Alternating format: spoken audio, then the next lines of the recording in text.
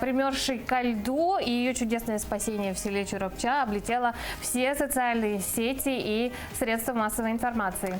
Как сложилась судьба спасенного, кто его приютил и отправился ли пес, оправился ли он от перенесенного шока? Да, мы узнаем об этом из сюжета наших коллег.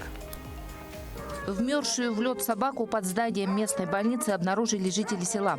Из-за невозможности пошевелиться животное было вынуждено справлять нужду под себя, что еще больше усугубило его положение. Пес громко скулил, это и стало его спасением. Но освободить четвероногого, пришедшим на помощь людям, получилось только с помощью лома. Белях с якутского «Подарок», так назвали спасенного, приютила Александра Седых, работница пищеблока районной больницы. Прежние хозяева так и не объявились. Подарок судьбы.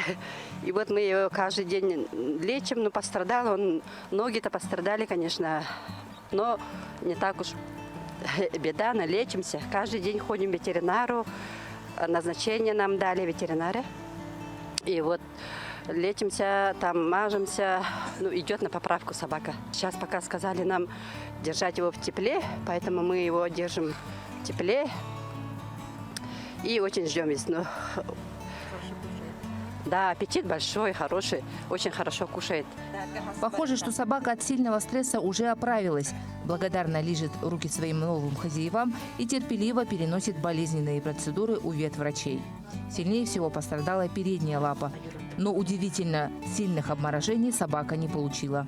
При осмотре собаки состояние удовлетворительное. А в данное время выводы насчет ампутации лапы преждевременные. По ходу лечения будем следить за общим состоянием собаки и будем решать, что дальше делать.